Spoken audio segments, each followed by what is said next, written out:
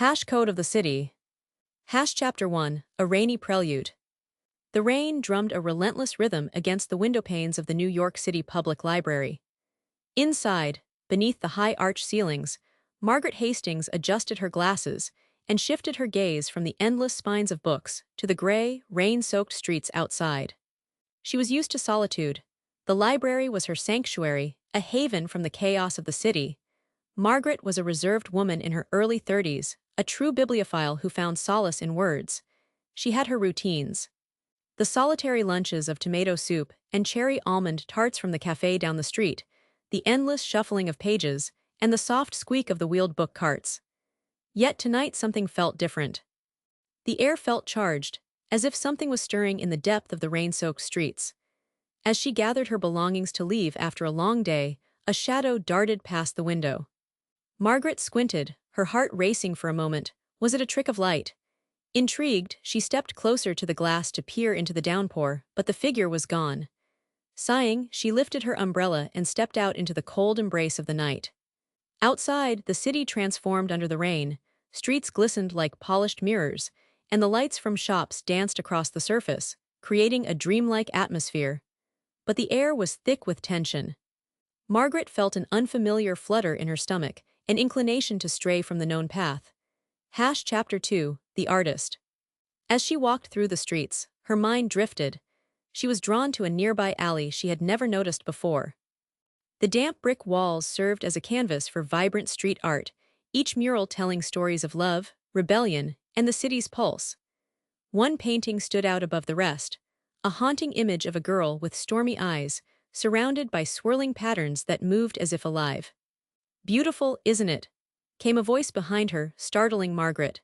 She turned to see a tall figure standing in the shadows, a man with tousled hair and paint-splattered jeans, his charcoal eyes glimmering with a mischievous spark. "It is," she replied, surprised by her own bluntness. "Who did it?" "An artist, I hope," he smirked, stepping into the flickering light. "I'm Theo, street artist extraordinaire. I guess you could say I'm a lover of chaos in this meticulously organized city." Margaret's instinct told her to retreat, yet a curious part of her felt drawn to him. "I'm Margaret. I work at the library," she said, tightening her grip on her umbrella. "Ah, the guardian of knowledge," Theo quipped. "What brings you into this rain-soaked, messy world of art?" "I don't know. I guess I wanted to find something different," she admitted. He raised an eyebrow, a challenge glinting in his eyes. "How about you join me tonight? There's more art to see, hidden places that only a few know.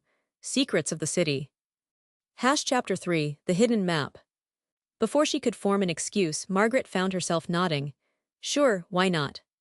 Theo led her through twisting alleys and half-familiar streets, always moving toward the unexpected.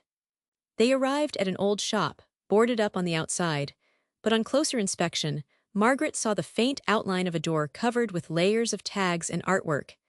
"This is one of the oldest abandoned buildings in the area," Theo murmured, pushing the door slightly. Marginally ajar, it creaked ominously as they slipped inside. Dust motes danced in the air, and the remnants of broken furniture littered the floor. As Theo illuminated the space with his phone flashlight, they discovered remnants of an artistic war, paint splatters, tagged walls, and an unfinished mural. "This was a haven for artists once," he said wistfully. "Why was it abandoned?" Margaret asked, noticing markings scratched into the wall, symbols she couldn't quite make sense of. "Rumor has it there's an underground society of artists that oppose the commercial art scene. They challenge what it means to create, but I never got to meet them," Theo replied, glancing toward the wall. He stepped closer, examining the symbols. "Wait a minute, these look familiar," he began, tracing one of the designs with his finger. "It's a code." Margaret's curiosity piqued. "A code? What do you mean?" "Some say it leads to an underground exhibition," he said, a twitch of excitement in his voice. "But no one I know has ever figured it out." Hash Chapter 4, Deciphering the Code. The rain faded to a soft drizzle outside, and the atmosphere inside the building grew dense with anticipation. Theo knelt down, retrieving a small notebook from his bag. "Let's try to decode this."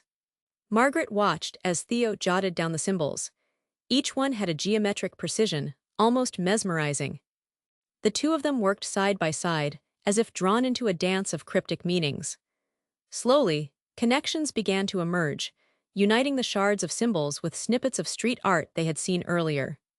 Hours slipped away unnoticed, and Margaret found herself collaborating in a way she had never considered. Their differing perspectives blended seamlessly, Margaret's analytical nature enhancing Theo's creative intuition. The quiet librarian and the fiery street artist complemented each other, forging a new bond in the process. As the clock ticked past midnight, they uncovered a series of hints leading to a location. A forgotten subway station hidden deep beneath the city. Wow, who knew books and art could unlock such mysteries? Theo exclaimed, excitement radiating from him. Margaret chuckled, her heart warming. And who knew a street artist could make decoding ancient symbols so thrilling? Chapter 5, The Descent. With the storming rain subsiding outside, the two emerged from the abandoned building, determination coursing through them. They followed Theo's map, darting through alleyways and crossing streets with a shared sense of purpose. Arriving outside a crumbling entrance to an old subway station, their breaths quickened. The words of a forgotten era echoed in Margaret's mind as she turned to Theo. Are we really doing this? Only one way to find out, he grinned, stepping forward. Together, they descended the creaking stairs into darkness. Inside, the air turned damp and cool, swirling around them with an eerie quiet. Flashlights flickered against the graffiti-coated walls, illuminating ghostly figures and messages from a time long past. This is incredible, Margaret breathed. It feels like a world hidden from everyone. Keep your eyes peeled, Theo warned, his voice hushed. The society might have left more clues here. As they navigated the tunnels, walls filled with art and cryptic messages flicked past them, each turning more surreal than the last. They came across small makeshift galleries and performances that spoke of unity amid chaos. Pieces that questioned societal anxieties, pushing boundaries of identity and belonging. Suddenly, a glimmer caught Margaret's eye, a small symbol carved into the wall, an echo of what they had seen before. Excitedly, she gestured to Theo, and they paused to examine the intricacies embedded into the stone. It's part of the code. Theo said, eyes alight with enthusiasm. We're close. Chapter 6, The Underground Society. As they ventured deeper, the atmosphere thrummed alive with creativity. Sounds of laughter and colors burst into view as they stumbled upon a dimly lit cavern. People mingled around, artists dressed in bright layers of paint, each engaged in passionate discussions, performances, and vibrant exhibitions. Welcome to our haven, a voice called out. A woman with cascading curls and bright paint on her cheeks approached, eyes sparkling. What brings you two to this twilight realm? We're looking for the underground society, the one that challenges art, Theo said, confidence unfurling with every word. The woman laughed, a tinkling sound. You've found it. The city's heartbeat lies here, in those who dare to create freely. Margaret felt a flutter in her heart. This felt right. They were no longer mere observers. They were part of something alive, challenging norms and embracing the complexity of identity.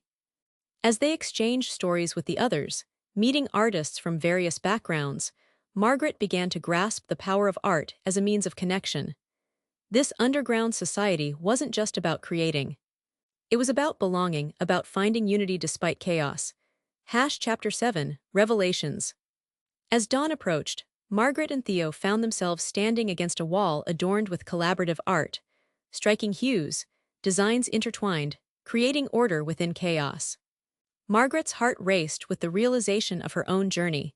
Stepping away from her solitude, she was now entwined in something larger. This is what I needed, she murmured, her voice barely audible against the whispers of the awakening day. The essence of what it means to belong, Theo queried, turning towards her. Yes, she smiled, her expression softening. Maybe we're all just trying to find our place among the messy fragments of our lives. Theo nodded, a knowing glint in his eyes. That's the beauty of it. We can create, but we can also forge connections, discover new narratives. Together, they continued to explore the art around them, each piece resonating deeply within Margaret. Yet a lingering thought hung over their newfound connection. Will they leave behind the comfort of the library for the chaos of the city? Chapter 8, A New Beginning. Weeks passed, and the rain gave way to clear days filled with opportunities. The vibrant community continued to flourish, and Margaret found herself drawn back, eager to immerse herself in this world of creativity. They began collaborating on projects, Margaret injecting narratives from her extensive readings while Theo painted vivid scenes, each brushstroke echoing their shared experiences. In her once quiet library, books now doubled as sources of inspiration, ushering in artistic expressions that made their way into the heart of her community. She felt grounded yet free, connected yet still the keeper of knowledge. As they prepared for an exhibition showcasing their work together, both Margaret and Theo stood beneath the city skyline. The rain had transformed their lives, not only as artists, but as individuals firmly anchored within a chaotic reality. "I never would have thought this journey would lead here," Margaret said, a hint of disbelief coloring her tone. "Life has a funny way of guiding us when we're open to it," Theo replied, determination sparkling in his eyes. With the exhibition upcoming, they embraced the elements of their past while forging a stunning future. Through art, they unveiled their stories, inviting others to uncover their paths along the way. Chapter 9. An invitation to belong. The night of the exhibition finally arrived, and the streets were bursting with noise and excitement. The underground society had transformed into something larger, a movement that inspired dialogue, acceptance, and the beauty found within raw imperfections. Margaret stood quietly, observing the crowd under flickering lights. Waves of different faces danced around her, each one captivated by the stories told through art. Theo joined her, placing a hand on her shoulder, both a comfort and support in the sea of voices. "Are you ready?" he asked, a hint of mischief filling his gaze. Margaret took a deep breath, feeling the familiar tension thrumming in her heart. "I suppose I am," she finally said, an expansive smile breaking through her reserved demeanor. Together, they stepped into the warmth of the crowd. Their journey transformed into a living narrative, woven through every shared experience and whispered secret, each person becoming part of the story that unfolded. Chapter 10. The Echo of the Rain. As they moved amid laughter and conversation, Margaret realized that the rain was not just an event. It had served as a catalyst, transforming lives, forging connections, and uncovering hidden truths.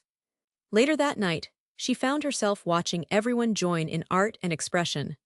The world felt simultaneously expansive and intimate, a perfect blend of chaos and beauty. In that moment, Margaret understood the truth she had been searching for. Belonging doesn't crawl from boundaries, it flourishes from within the heart. And she had found hers.